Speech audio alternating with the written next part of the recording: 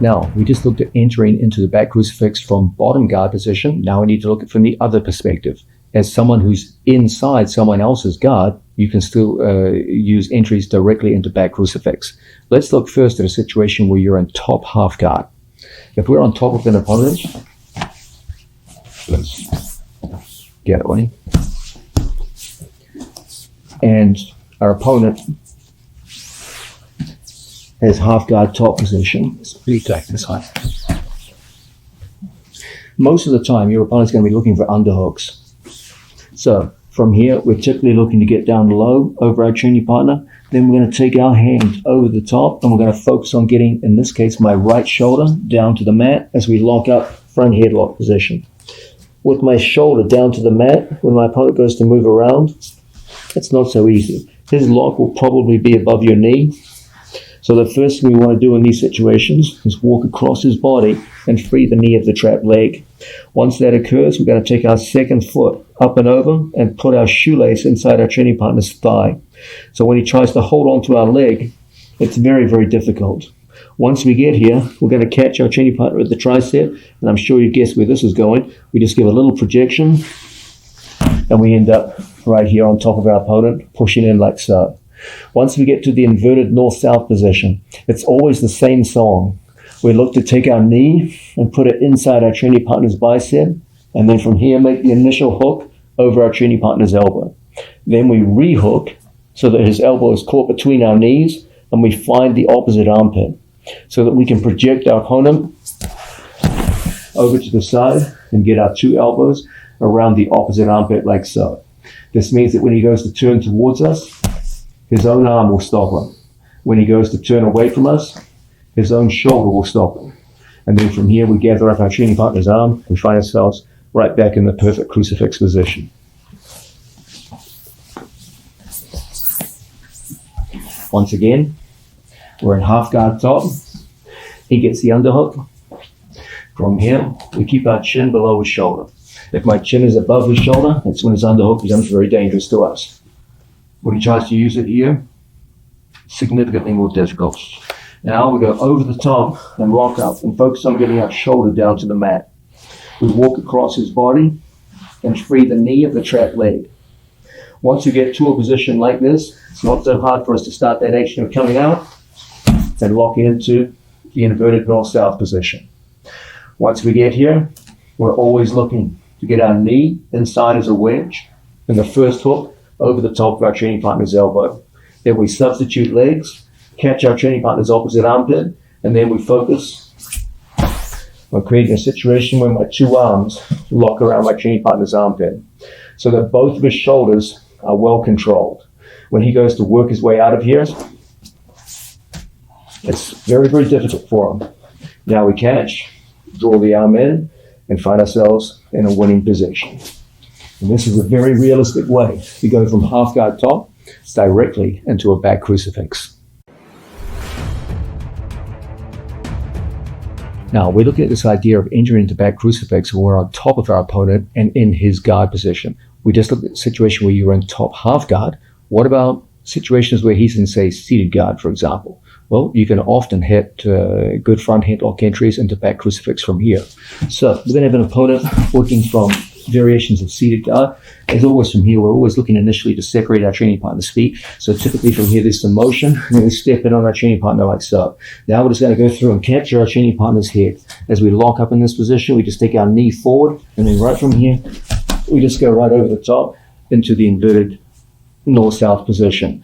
When he tries to pull his arms free from here, you're pinching together with your own elbows, and you fight to get your knee right inside as that initial wedge. So when he goes to yank his arm out, it won't be easy for him. Then we transfer our legs across, and then as always, we project our opponent across, and then fold our arms around the far armpit. So when he tries to pull free, he's blocked in both directions. This makes it very easy for us to make a pass off, get behind our training partner's head, and into a good strangle position.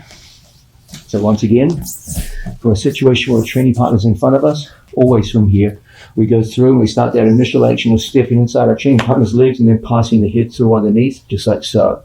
Now from here, we drive forward with our knee and then rotate up and over the top.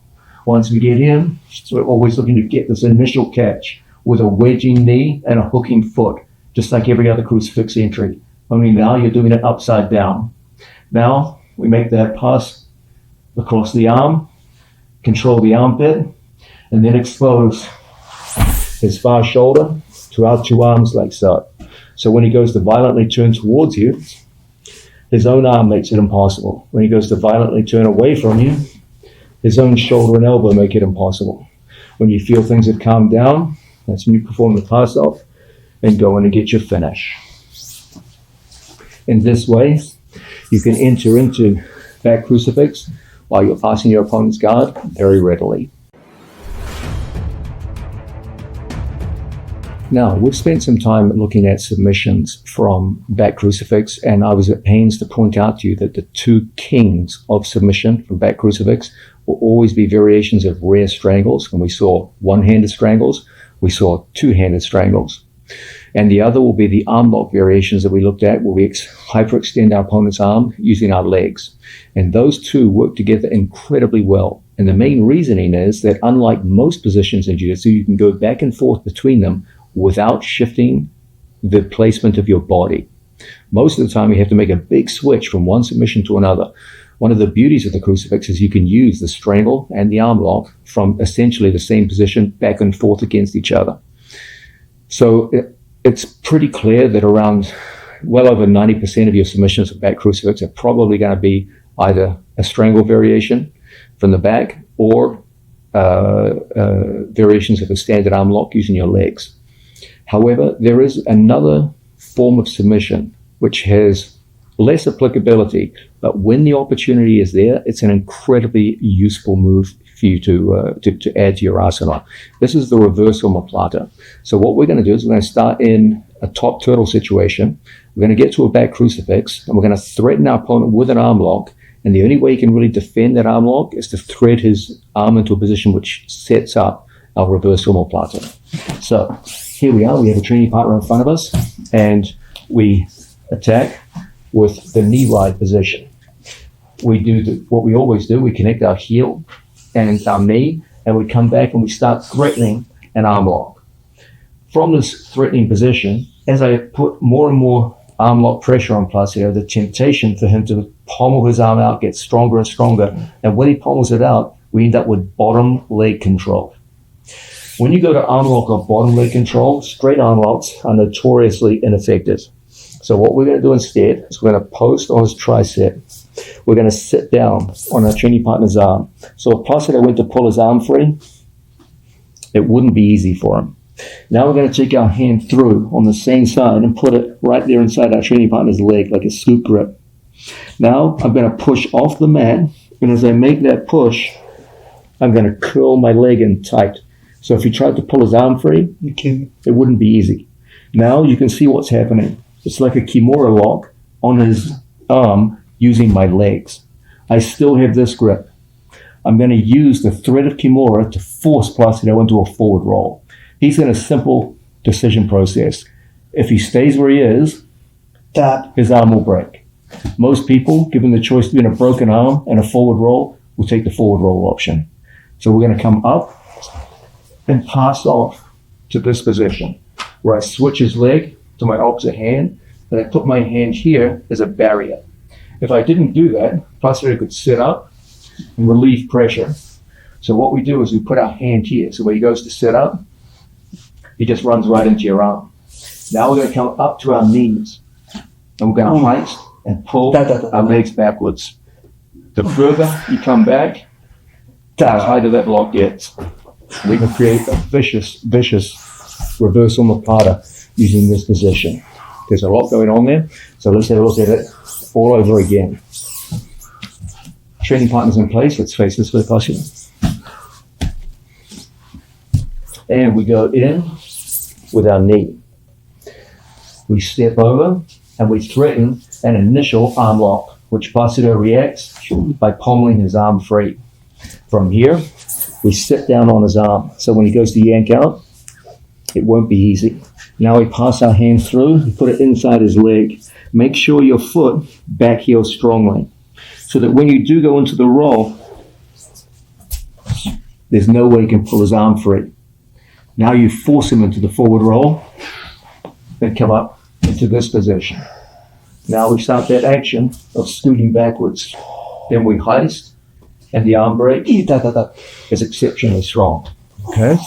Now, fellas, once you start getting good at this move, you're going to get a very common reaction.